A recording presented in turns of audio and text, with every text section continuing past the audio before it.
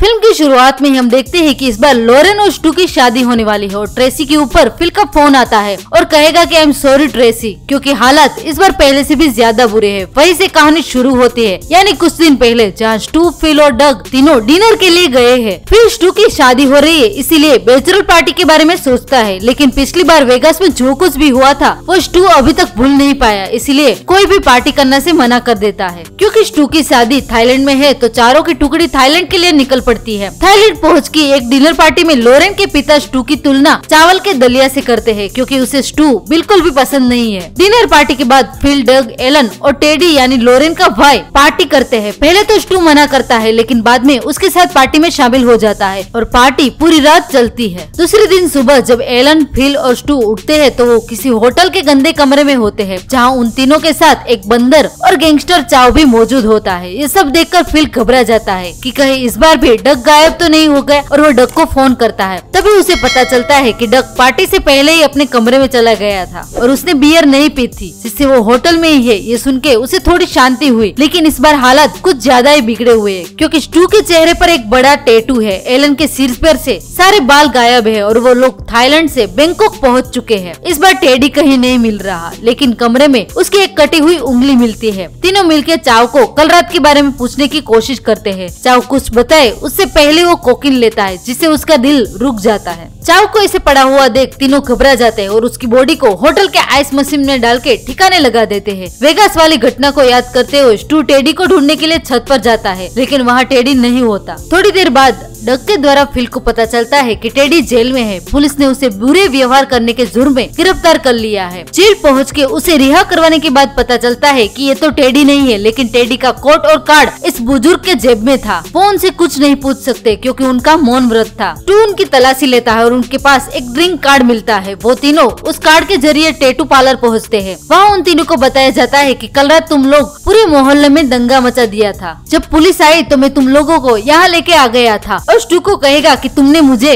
Tattoo बनाने को कहा था और टैटू बनाते वक्त तुम लड़कियों की तरह रोए थे। और वहीं से उन्हें उस बुजुर्ग का पता मालूम पड़ता है। जब वो उस बुजुर्ग को मंदिर छोड़ने के लिए पहुँचते हैं तो वहाँ उन्हें बताया जाता है कि कैसे उन लोगों ने कल रात इस भिक्षुक को इस मंदिर से उठा के लेके गए थे, और उन तीनों को कल रात की बात याद करने के लिए एक सुझाव देते हैं कि अगर ऐसी हालत में मेडिटेशन किया जाए तो शायद तुम लोगों को कुछ याद आ जाएगा। इस मेडिटेशन से एलन कुछ बात याद करने में कामयाब रहता है। थोड़ी देर बाद जब वो एक क्लब से बाहर आते हैं तो रूसी के दो लोग उन पे हमला कर देते हैं और वो उनका मंकी वापस मांगते हैं। मंकी ले जाने के बावजूद जाते जाते वो फिल के ऊपर गोली चला देते हैं। स्टू और एलन फिल का इलाज करवाने अस्पताल पहुँचते हैं। इलाज हो जाने के बाद पता चलता है कि इस बार भी जो कुछ भी गड़बड़ हुई है वो एलन ने ही की है। ये सुन के स्टू उस पे गुस्सा हो जाता है, उसे मारने लगता है। तभी उसे एलन की बॉडी पे एक मीटिंग की जगह और टाइम लिखा हुआ दिखता है, जिसे वो तीनों उसी समय पर बताई हुई जगह पर मीटिंग करने पहुंच जाते हैं। मीटिंग के दौरान उन्हें बताया जाता है कि अगर टेडी सही सलामत वापस चाहिए तो कल सुबह तक चाव के बैंक का कोड और पासवर्ड लाके दो। ये सुनकर तीनों के होश उठ जाते हैं। चाव के बैंक का कोड और पासवर्ड ढूंढने के लिए होटल पहुंचते हैं। जब फ्रिज का स्टोरेज खोलते हैं तो चाव खुद के बाहर निकलता है। चाव को जिंदा देखकर तीनों खुश हो जाते हैं और चाव को सारी बात बयां करते हैं। उनकी बात सुन के चाव कहेगा कि वो मंकी कहाँ है, मैंने वो मंकी के जैकेट में कोड छिपा दिया था। बाद में चारों मिलके मंकी को चुराने के लिए जाते हैं और रूसी से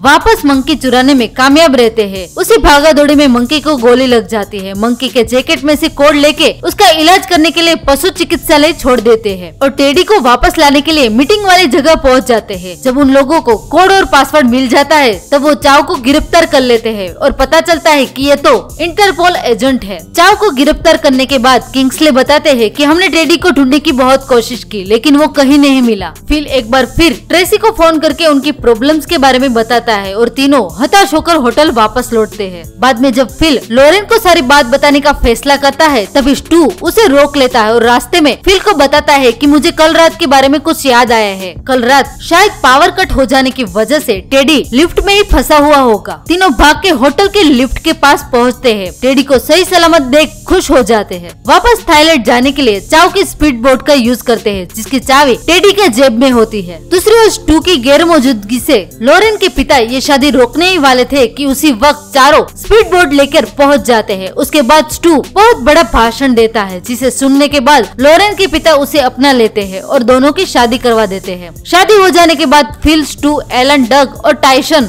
उनके सभी किए हुए पागलपन को याद कर रहे होते कि टेडी उसका फोन लेके आता है और वो बताता है कि कल रात उसने मोबाइल में कुछ तस्वीरें ली थी। एक बार फिर सब लोग अपने कारनामों के सबूत मिटाने से पहले तस्वीर देखने लगते हैं। इसके साथ ये फिल्म यहीं समाप्त हो जाएगी। आज की वीडियो में बस इतना ही। अगर आज की मेरी वीडियो आपको अच्छी लगे तो लाइक करें, शेयर करें और सब्सक्राइब करना ना भूले।